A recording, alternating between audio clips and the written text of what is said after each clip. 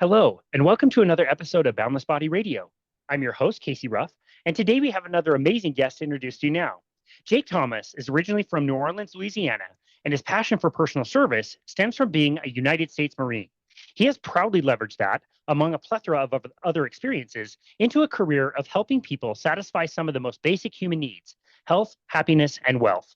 Jake has an incredible story of healing through food and alcohol addiction and a journey of running away from the present moment. As he worked on himself, he avoided focusing on the result and instead focused on the steps and learned to appreciate the process. By truly prioritizing his health, he has learned to manifest thoughts into reality. Put simply, the process of resculpting his mind and body saved his life. It has enabled him to lead family, friends, and total strangers on similar paths, and nothing on this earth has given him more satisfaction than positively impacting the lives of other people. In 2017, Jake founded Life Like Jake, an elite mindset training program that puts candidates through a rigorous unplugging to rewire their thought processes and understanding of the world as they see it and of life itself.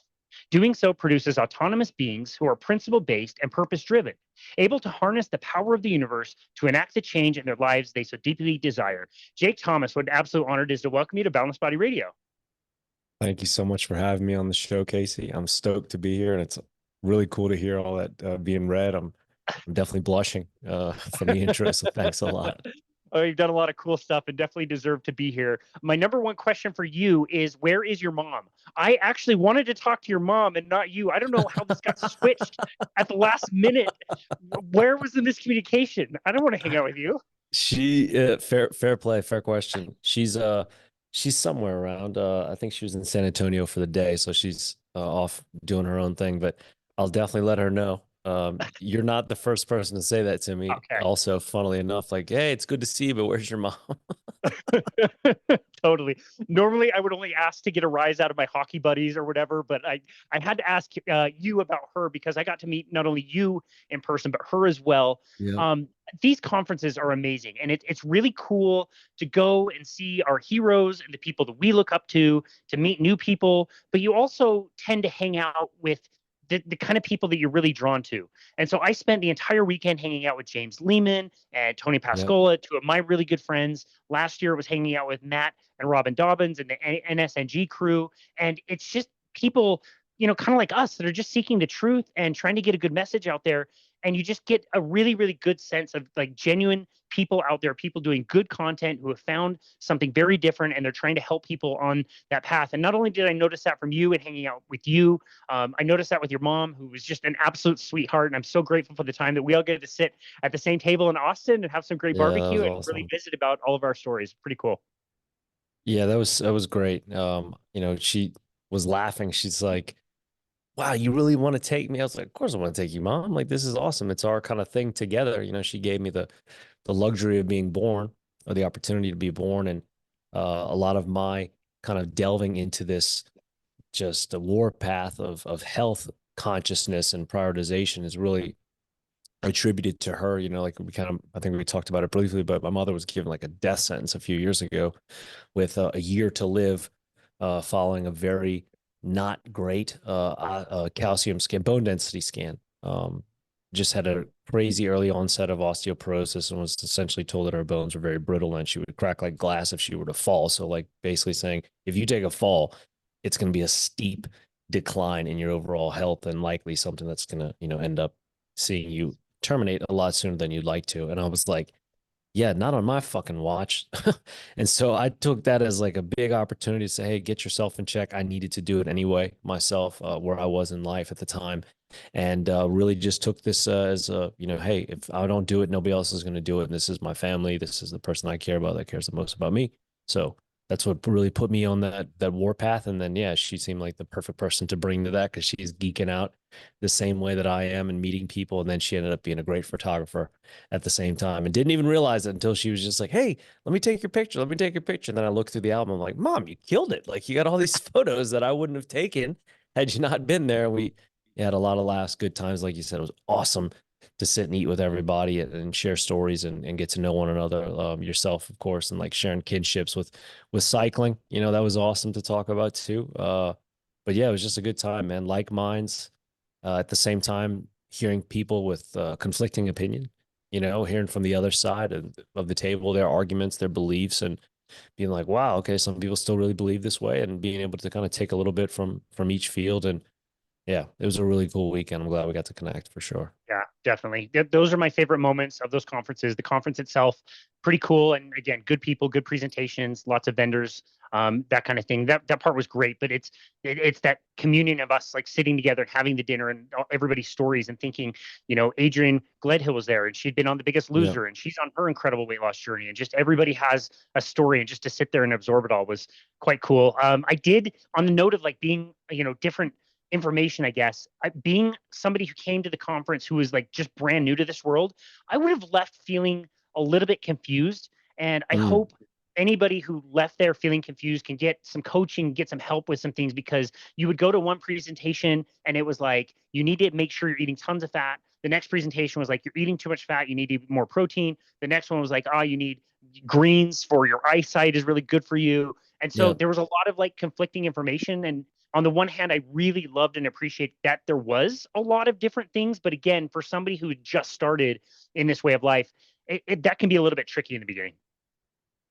True. Fair point. I agree. I remember sitting there talking with you about that because we were watching, Speaker X, cool, cool, cool, cool, cool, taking our notes, then Speaker Y, cool, cool, cool, cool, cool, taking our notes, Speaker Z, and then comparing those notes and be like, well, he said this, she said that. They both disagree here. They both totally get where you're coming from, and I agree. Um, thing that I took away the most, man, on the first day when we went there, I didn't say anything about it. I just observed it on my own. And then the second day, the same thing was taking place. And the third day, the same thing was taking place. And I said it to my mother on the second day. I said, Mom, do you notice of all the lines in here of things to do, whether it's to try out a biohacking thing or to sample something or meet someone, get an autograph, take a video, partake in an IV or a massage gun. I was like, do you know what the longest line in here is for? And she's like, what? I was like, food. Yep. Every single day. I don't know, you guys saw it too. Everybody was in line for that smoked sausage or the bacon. Delicious food, don't get me wrong. But every single day, everybody was in line for food. The longest lines of that conference, day in and day out, every day. And then during those talks, like you mentioned, some people are saying eat more fat, eat more of this, eat more of that. I would have told pretty much 90% of the people in there, eat less, fast more, lift heavy. Mm. Period. Like, Yep. you want to know what's truly going to be the best thing for you, but like to like sit in there and look at people that were sitting down, eating while they're sitting, while they're watching these. I'm not being a judge nor a critic, but I'm not a doctor either, or don't need to be a doctor to say like, you don't need to be eating. For Yeah. most of the people that were sitting there watching and attending, it's like, you don't need to be eating, period. You want to, sure. We all like to do it. But the overarching MO that I think is understated is that we just overconsume in general. Everything, not just food, but for sure, food. And there we are at this conference trying to learn about metabolic health, low carb, healing, eating and living, ancestral dieting and lifestyles. And yet, consumption was the main, attraction for most of the people there, of which the majority of those people would have benefited greatly from not doing that. And there was not one, maybe one. I mean, Dr. Berg at the end, he's pretty big on talking about fasting a lot, but like so much other talk and discussion was about what supplements, what things you need to take exogenously, what foods to prioritize. And I was just like, and especially to your question about having kind of just got into the realm a little bit and like, which way do I go? I want to make it real simple for you. You want to get healthier. You want to feel better within your mind. You want to have more energy. You want to be more physically fit, more metabolically healthy, have your body being able to operate more efficiently without as much drag or effort to do so. Eat less, fast more, lift heavy, period. Love that. I absolutely love that. Yeah, I think that advice could have helped a lot of people there. And again, not to say, who was right and who was wrong or whatever, just that it Of was a little course. complicated, especially for somebody who is just getting started at that conference. We still have a long way to go. You know what I mean? Like, we're in a culture where you don't have to be uncomfortable. You don't have to experience discomfort or temperatures or Mm, sunlight or, workouts that suck. You can stay in exactly the same climate controlled area from the moment you wake up and get in your car and drive to work and come home, and food is available everywhere, like everywhere you everywhere. go. It's so hard. And so I understand that it can be a challenge for people, but I think by keeping that advice so simple, I think it does help a lot of people. I do just want to say too, I really respected and appreciated your approach to the conference. A lot of us who go, we're like, there's so many vendors, not really our thing, and they're doing biohacky stuff and like whatever. Like I like it, I don't love it. I'm gonna kind of like avoid that area unless I just want to go cruise around and go find whoever I can find. And you were like, screw that. Like, I'm going to go and do every single one of these things that these people offer. And you took full advantage of that. I'm like, maybe I should rethink my strategy. That was pretty cool. It was fun. Like the first day was a lot of, shaking hands, kissing cheeks, meeting people. That was awesome, and just walking the floor and just like you said, kind of bumping into whoever, seeing who's around, just getting a lay of the land. But the second day, went there for the morning discussions and presentations. And then during lunch, I went for a run.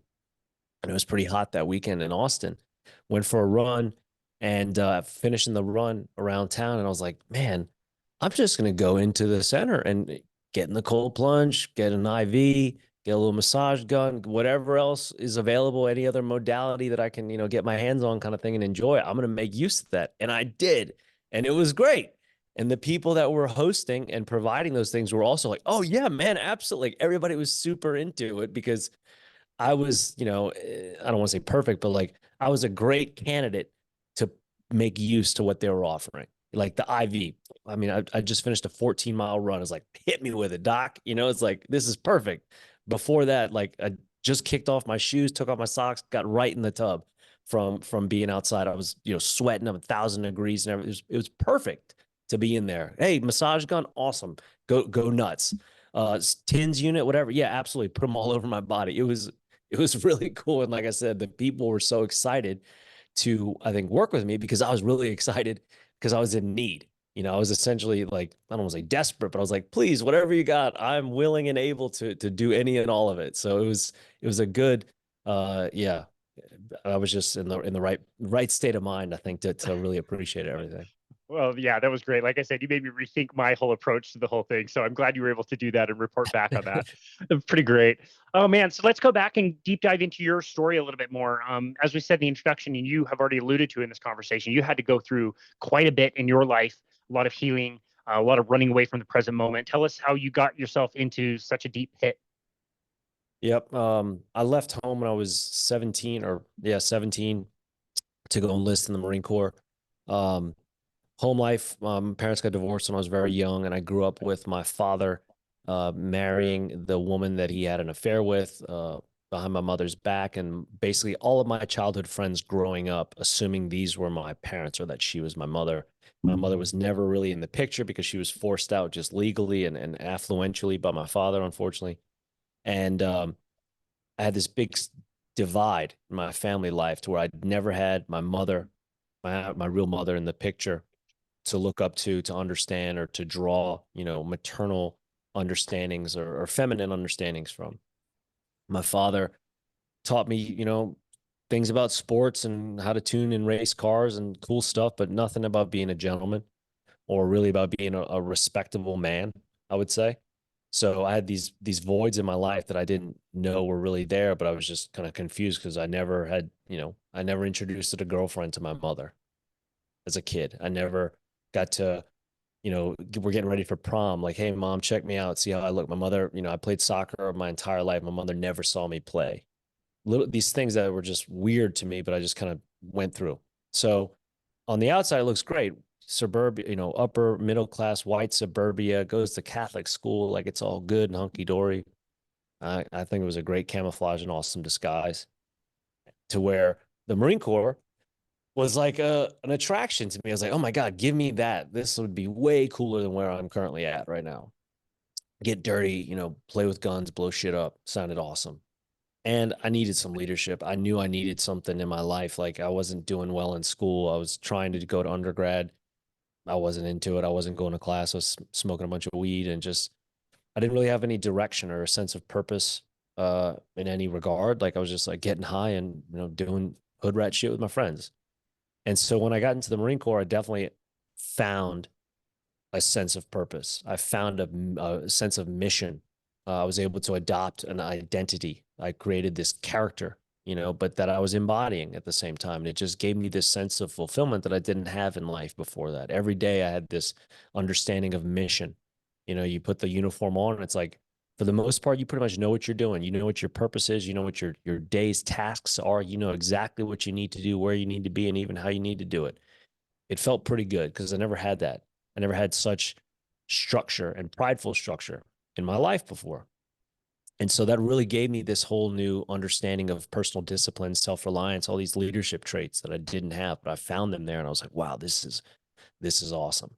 And I thought I was going to do that forever.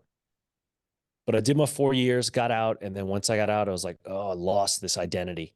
Or, I didn't know it at the time, but that's what a new void was. Now I didn't have that same sense of mission and what am I doing and where do I go? And, I get up and just do what I want now. So I was kind of lost back in society. People talk differently. I acted differently. My understanding of time and punctuality was different than theirs, and how to do things and the manner in which I would do them too, and the attention to details that I would have. It made interpersonal relationships very difficult, romantic relationships very difficult, tolerances, patiences with people, just little things that I didn't foresee as being difficult to transition with, but ended up being very much so, and still can be to the day, because I'll still always have this heightened sense of discipline and go-getterness that I feel to be a very important character trait for me. Just like somebody saying the Swiss are the most, timely and punctual people in the world. Duh. It's like, well, Jake is always going to be assertive. Jake is always going to be direct. He's going to be disciplined. Like I'm gonna have those character traits till I die with pride. But understanding at first how to kind of throttle them, and that not everything's life and death with your friends or your girlfriend for that matter, because she was late for something, or your friends told you one thing and the plans changed. And no, Jake, you can't flip the fuck out over that, because things are going to happen. People change. There's, unforeseen circumstances that take place, and this is not always life and death. So I had to learn to um, deprogram and unwire from that. And I didn't understand how to do that a lot and very well at the beginning. So I drank and I used, because drinking was my way of coping and tolerating and feeling okay and being able to hide that persona, or hide from the persona that I felt that I lost. Now I'm back on the block. I'm just Jake again. I'm not the Marine anymore. I don't have that sense of mission and purpose, and didn't get to do what I wanted in the career sense. And I didn't get to go to all the places I wanted to go to. And I wish I had this, like, some regret, maybe some wish I could have, should have, would have stuff. And then now I'm back here and I'm working at a bar because it's feeding my need to drink, and it's allowing me to kind of socially camouflage in one way. But all I was doing was really just hiding pain and confusion. Had a lot of great friends. Don't get me wrong. Made tons of friends and was always, socially active and a big butterfly. But I was always running from what I needed to be confronting, and it was finding a sense of self. So, like, when I say, like, afraid of the present moment, like, yeah, I was drinking to not be in the present. I was drinking for the sake of escapism, 1,000%. I was drinking to get inebriated because I did not like feeling the sobering effects of sobriety or sober life. It allowed me to be in an altered state of consciousness and mind, because I did not like where I was. I was unhappy. And so I would use alcohol, and then later on, pretty aggressively, cocaine, because that was another thing. And it would give me this sense of empowerment and coolness and a little bit of kind of swagger that I had. And it was also a way to stay um, drunker longer, because I could stay awake by being stimulated. But all of it was about escapism. All of it was about um, self-loathing and just not being happy because I was lost and I didn't feel right in the world. And I had to go through that for a long time. It was a period of probably like 10 years that I did that for, hard, of just in and out, asleep, awake, up for days, passed out, sleeping all day, waking up at night like a vampire, afraid of the sun all the time, even though I was always tan, because I mean, I loved being in the sun, but I didn't like waking up. I was such a creature of the night.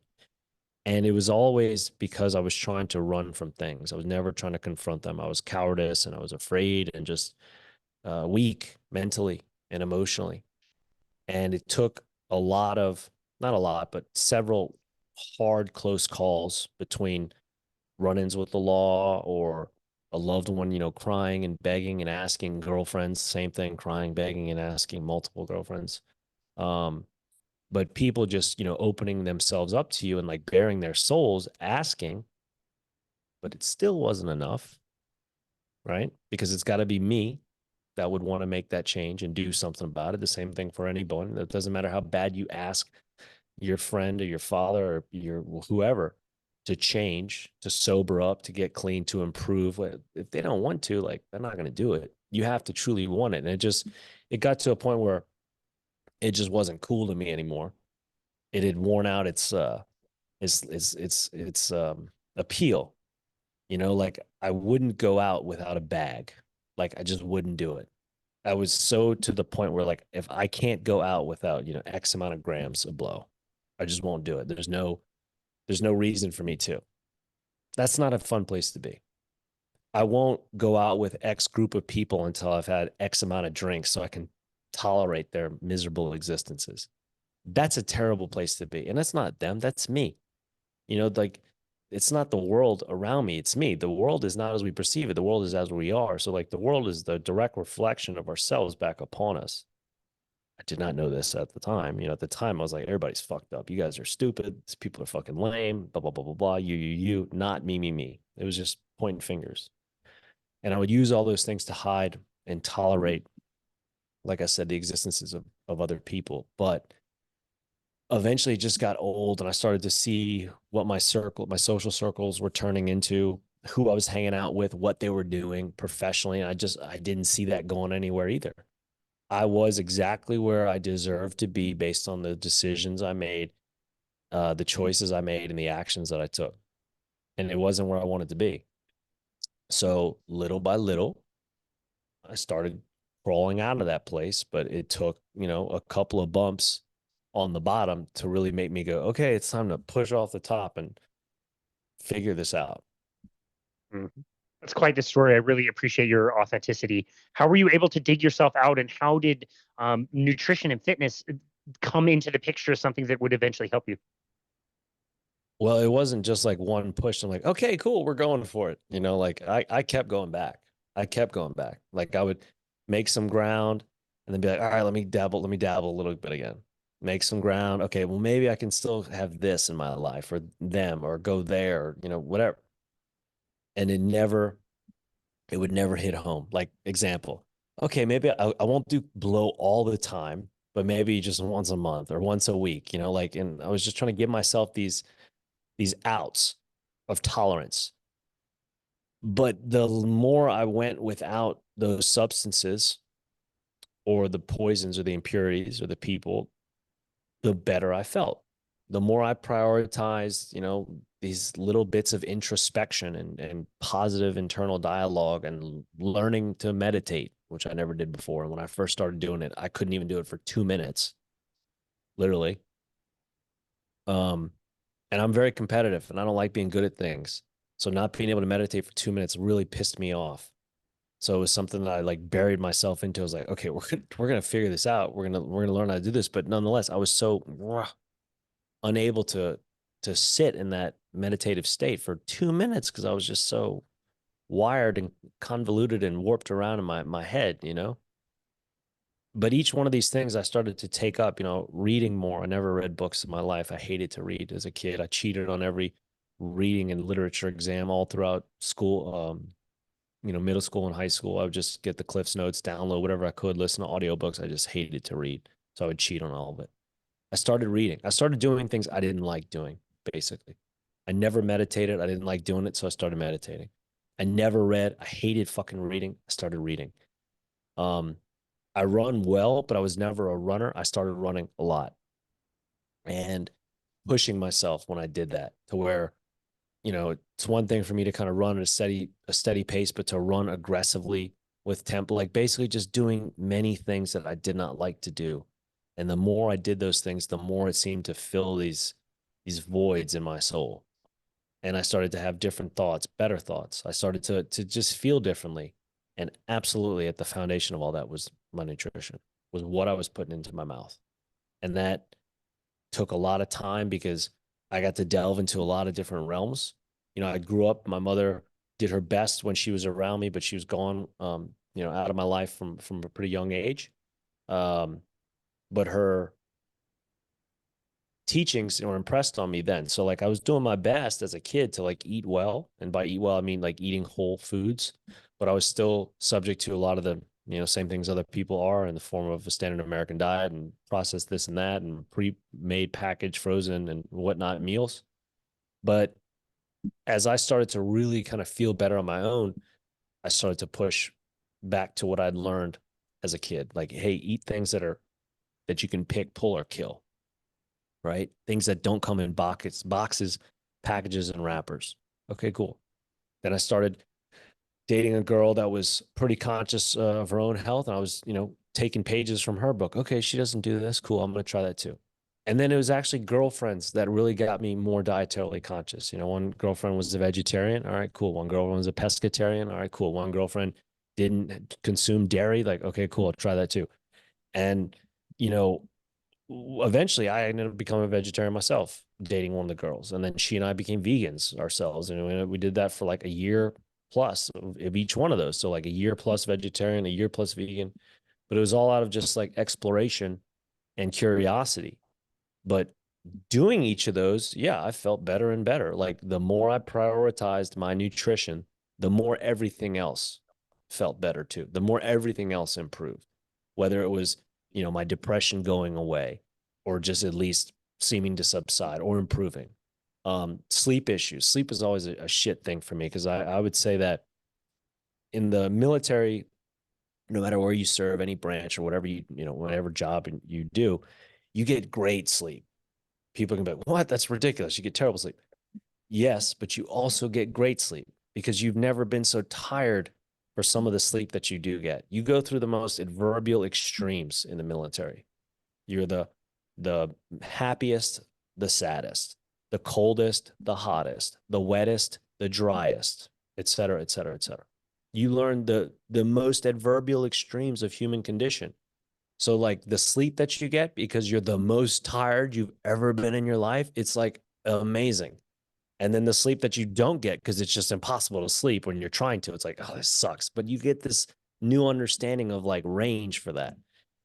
And when I got out, a big part of my difficulties with sleep and just feeling okay was I was like chasing that demon of deep, deep, exhausted sleep. But it wasn't about being fatigued.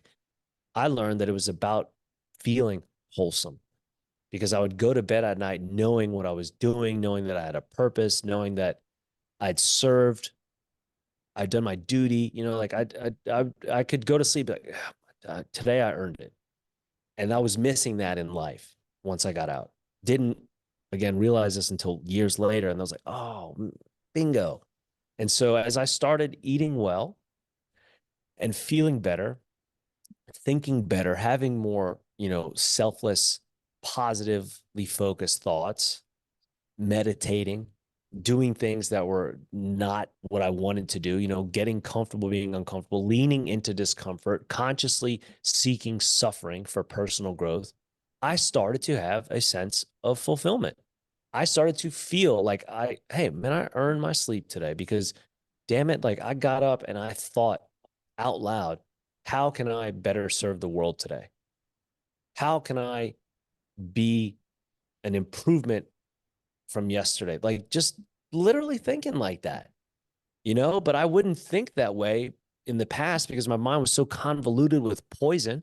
All my creativity, belief, wonder, and awe and childhood, just mysticism was fucking destroyed from all the poison that I was putting into myself. All the depression, the self-loathing, the fear, the skepticism, like all the negative thoughts that come from impurity were suppressing all that. And that was shutting out and silencing my like real potential to shine. And so each of those things I kind of touched on were ways that it started to bring that out.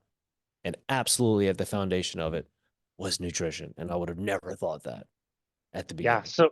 So how we know that you were quite successful with physical endeavors when you were vegetarian, when you were vegan, you weren't always doing the same thing, you were adapting as you were going. Now we know that you are a carnivore. how did that come about? If you were already succeeding in certain ways as a vegan, what made you think that doing a carnivore diet would benefit you at all? Great question. Because I went from being a vegan to carnivore, which is hilarious. I never did I was never a vegetarian nor a vegan for any ethical reasons or like morality or animal rights activism or anything like that. Like I was saying earlier, it came from my girlfriends. Like it came from girls I dated. Like I dated a vegetarian, so I was like, yeah, sure, I'll do it with you, babe. Like no worries, cool. Whatever. I can in my mind, I'm like I'm fucking trash compactor. I can eat anything and make it happen. And then at the same time, I was like, this stuff's healthy. Like, sure, it's not like we're saying, hey, let's become fast food addicts together.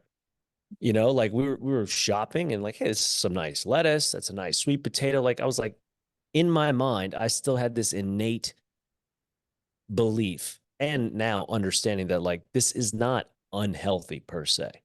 It's not like we're saying, hey, we're gonna be Wendy's fanatics, or we're gonna only eat, highly processed and refined, highly processed foods and GMO, everything. Like we weren't saying that. And so I had a pretty good understanding of what I thought to be, healthy food.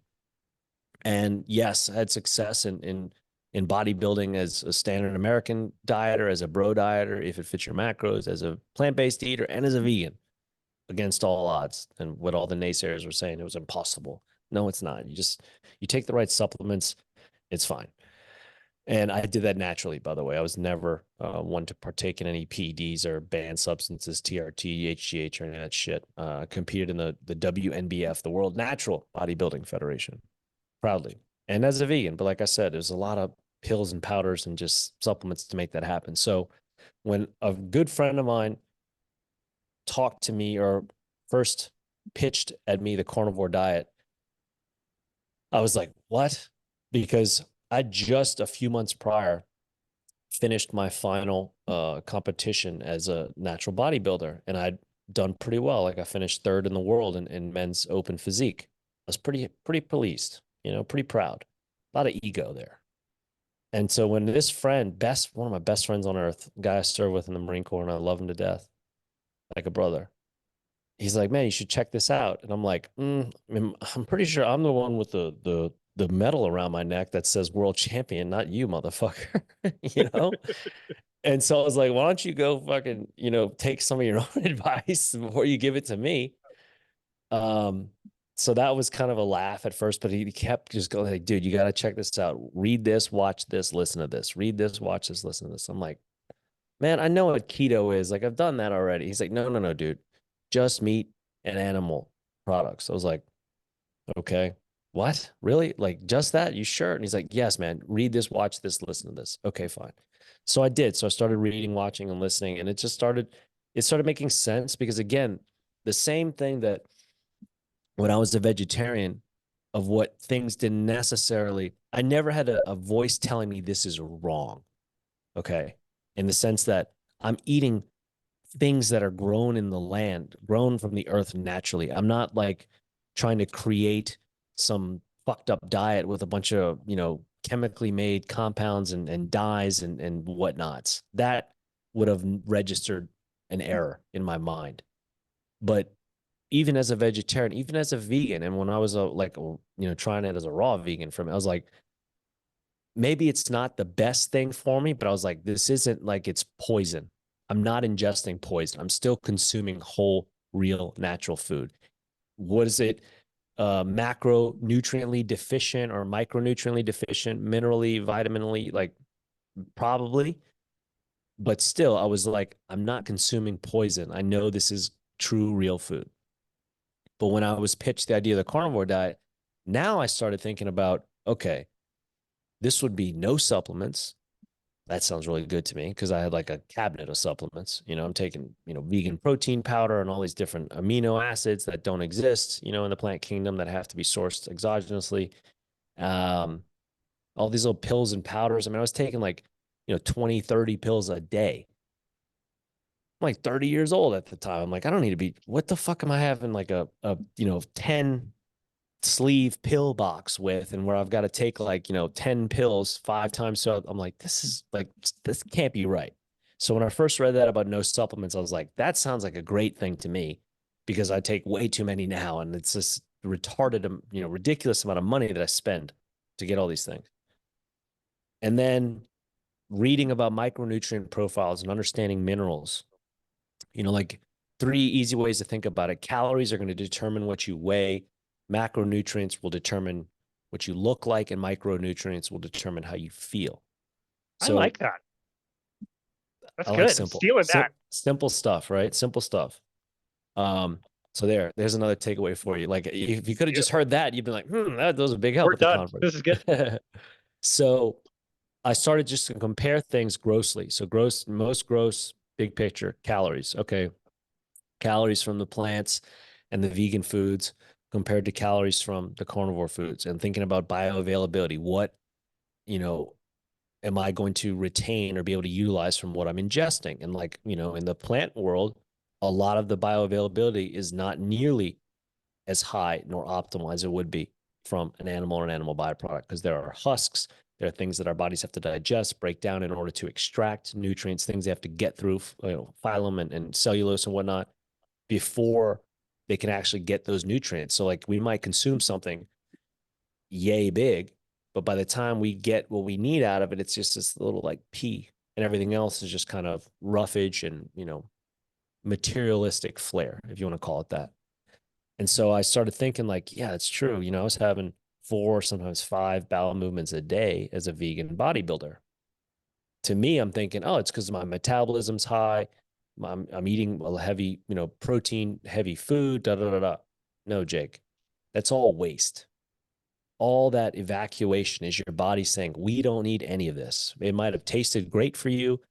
This was a good vessel for them to serve it to you in order to get into the body. But look, we just had to look at all this and go, we just need that little bit. And the rest of this is going out the back door. Because when I started on a carnivore diet, man, I would have like sometimes bowel movements once a week. And I was like, oh my God, this is a trip. And at first I'm like, what's wrong? I'm constipated. Da, da, da. No, not constipated. No issues in the colon. There's no cancer. There's nothing wrong in your intestines, large or small. It's your body totally absorbing what it's ingesting, making full utilization of all that, not having to evacuate and say, we don't need this because we can't use it. We can't break it down. I wasn't having 4 to 5 bowel movements a day. I would have, if I would have, and even now, like one, it's like, and that was a huge eureka moment to me. On top of not having to take all these pills and powders and other supplements, and just be like, God, I can get all this just from steak or just from bacon and egg. To take all this other stuff to create this look and feel. What's the opportunity cost there? I was spending so much time in preparation, so much time in calculation, so much time in consumption, and so much money to do all that. Whereas, yeah, I can go to the freaking store right now and get a dozen eggs and a pound of ground beef, and it's not even $20.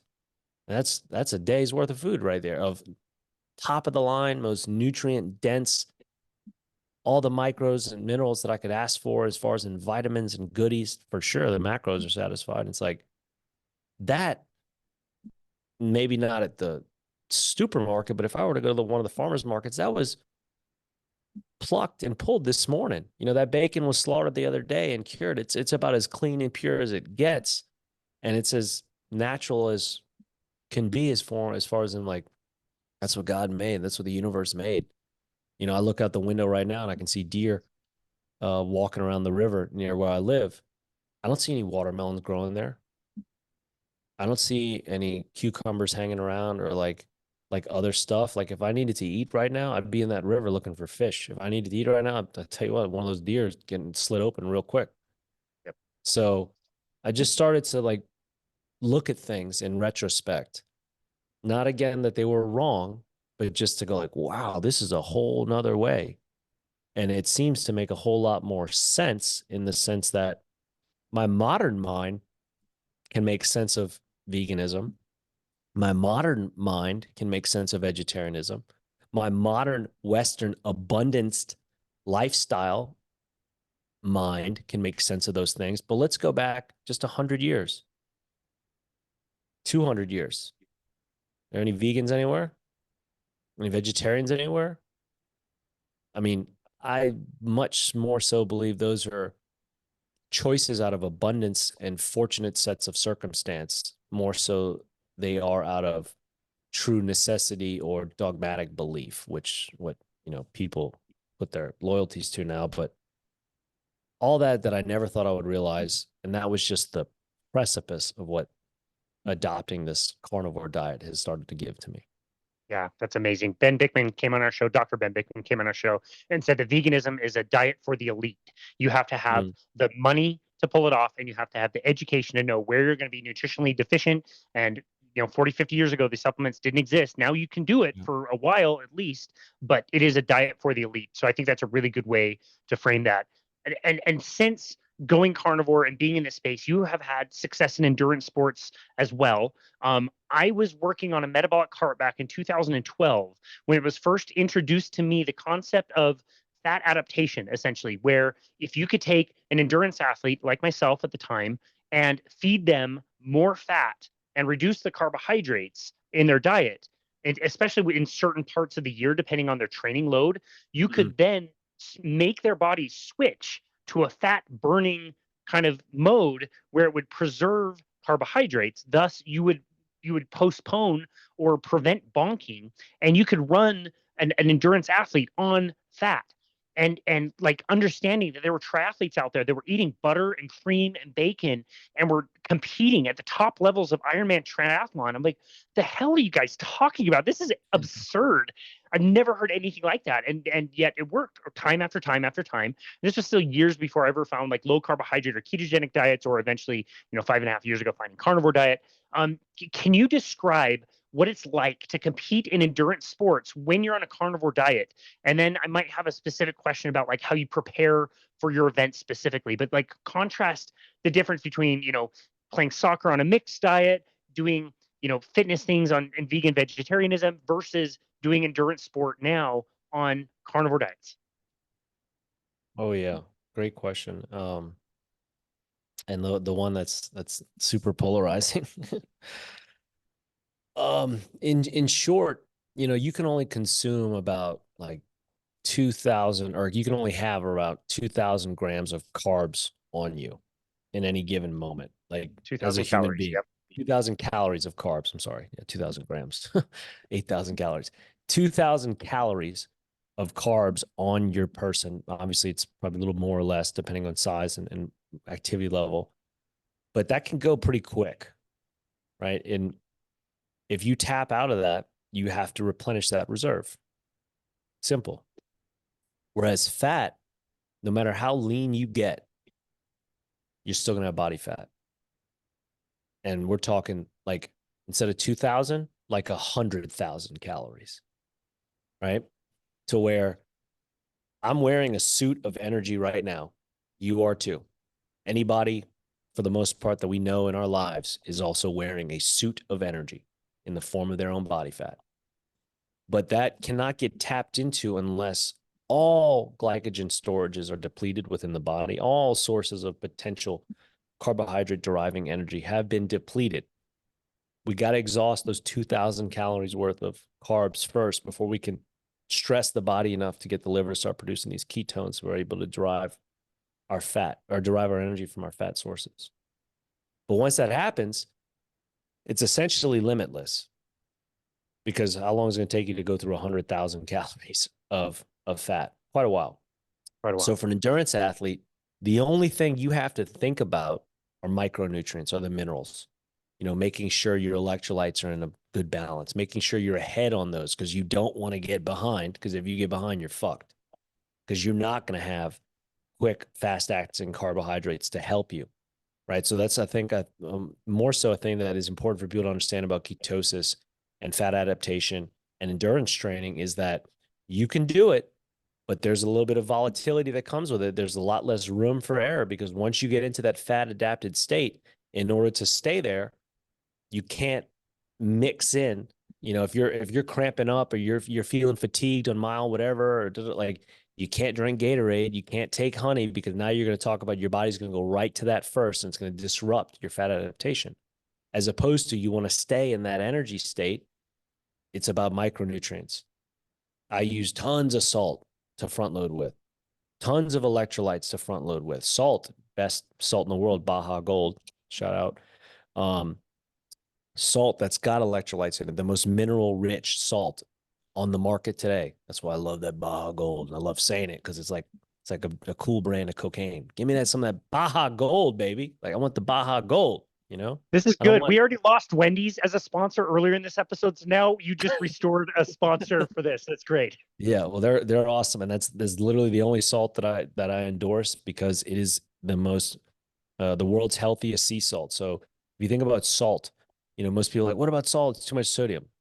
Less sodium, but more minerals. So remember, calories, what you weigh, macros are how you look, micros are how you feel. And micros are what you need to perform more than anything, especially in those races. Being able to draw from a very almost limitless well of energy, fat, all you got to do is keep the micros up. It's much, if anything, it's a much simpler thing as an athlete.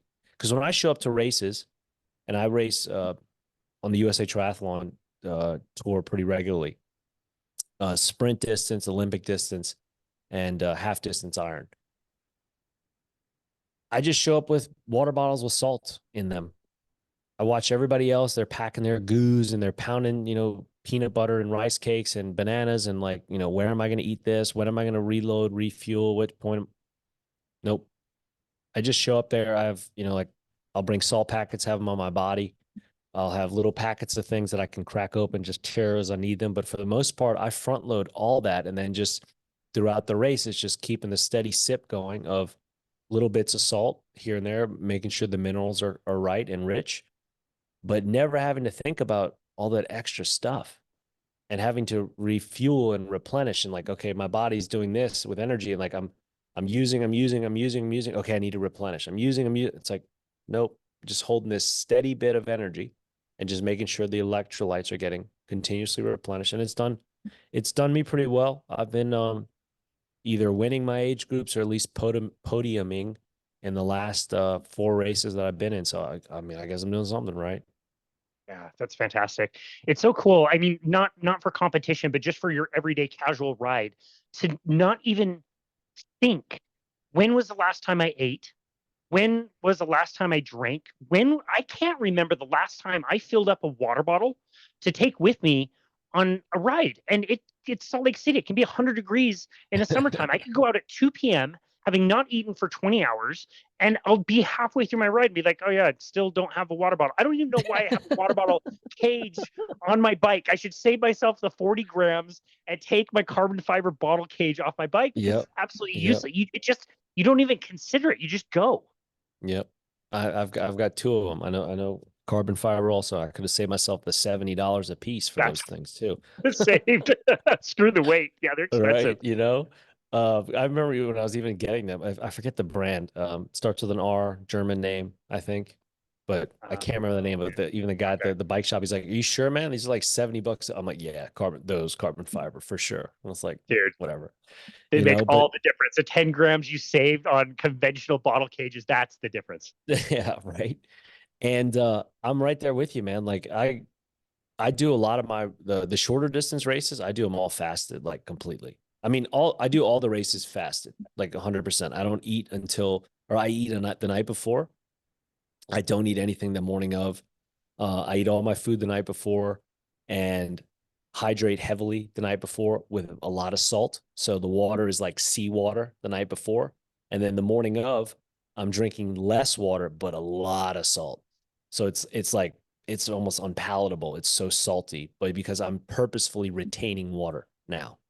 I don't want to be drinking more and having to pee or dilute myself with the world's natural solvent of water. So I have a lot of salt with a little bit of water to where I'm just like, God, like where it's got bite to it. But if you think about it, that's Gatorade. That is literally Gatorade. But if Gatorade were not flavored so sweetly, Yep. Gatorade packs what you need for sure. Pedialyte packs what you need for sure. You take the sweetener out of that, it would not taste so good to most people. It would be really strong and salty. And so that's what I go for. So that's what I think of in my mind. I'm like, I'm making my Gatorade and I need that stuff to be. potent, right? But right there with you. I've run half sprints and Olympic distance, not only fasted, but dry fasted. Like obviously I swam in the water, but no water on the bike, no water on the run. And then afterwards I was like, how about that? No water. That was fun. I've run half marathons. I've run a full marathon dry fasted. No water on course. Not a sip, not a drop. And I ran that in 3 hours and 25 minutes. Could have ran Awesome. better for sure. Yeah. But find me a carb heavy athlete that's going to do that. Yep. There's I don't want to say no way because the body's amazing and the mind is even more amazing. But these things like they don't just happen.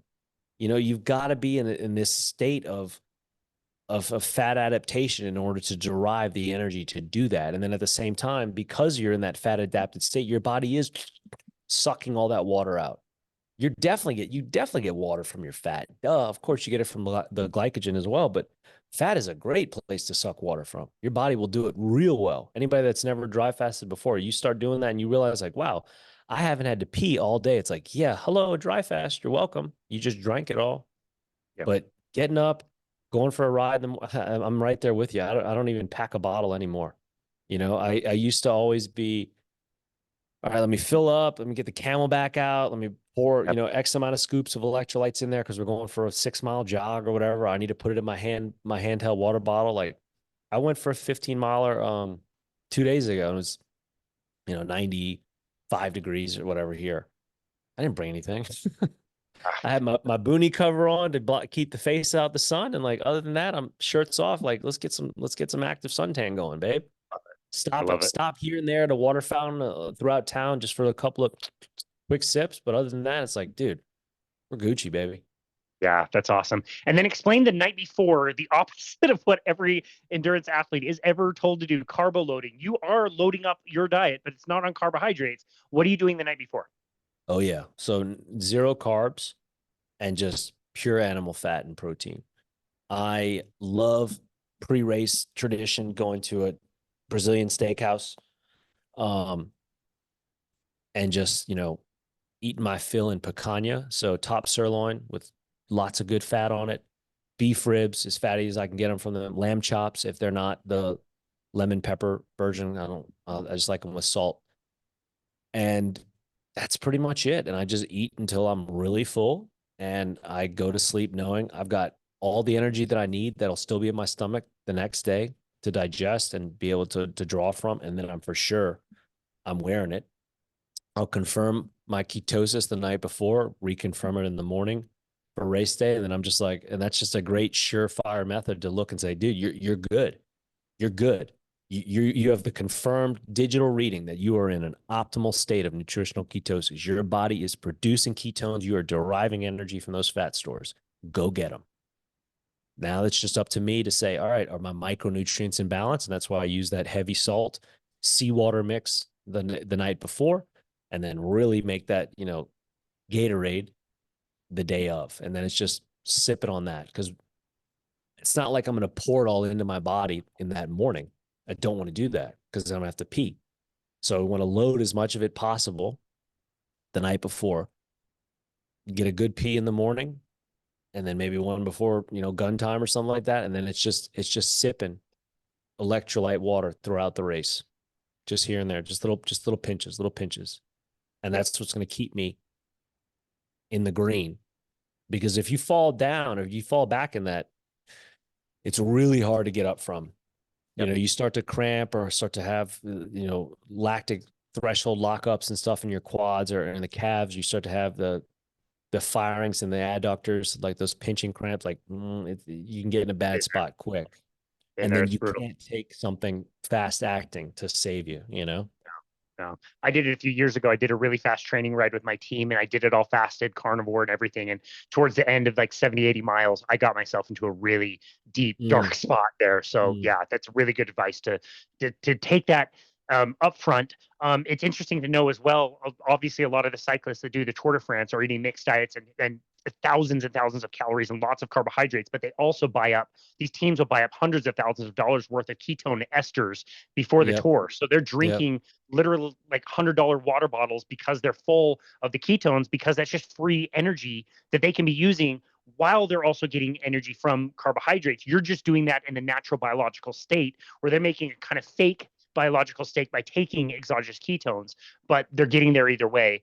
And I do think it's cool that you were doing so well in triathlon that you have invested in a bike. But the thought of, if I were in a competition and I were to see you pass me on a single speed wearing flip flops while I am totally kitted out on a tri bike, I've got my Boundless body kit, dude. I would be begging for a bottle of Cytomax to like chuck at you as you pass me. True story. And Savage.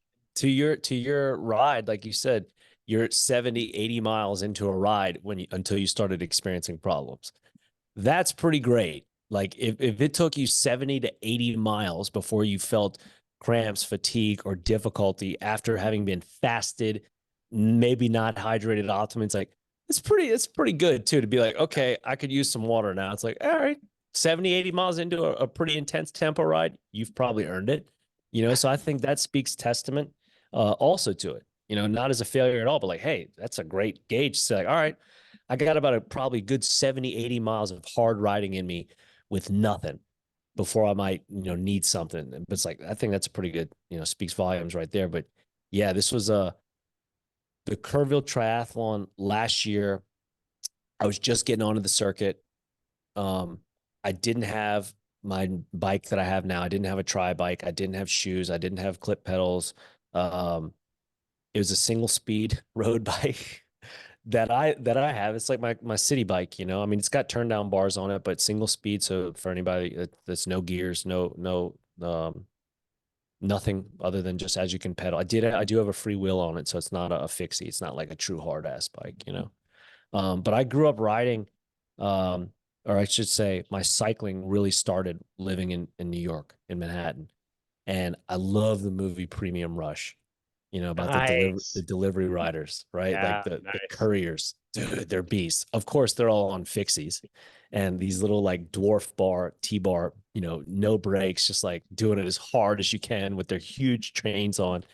But it's very true in the movie when you see them understanding like routes and like how to plan and doing. It's a very good delve into urban riding because it's just like that. You have to see things way, way, way ahead. It's things are moving really fast. You get tourists everywhere, people not paying attention, people that should be paying attention, but they aren't paying attention, cars moving in. Like it's a really cool exercise.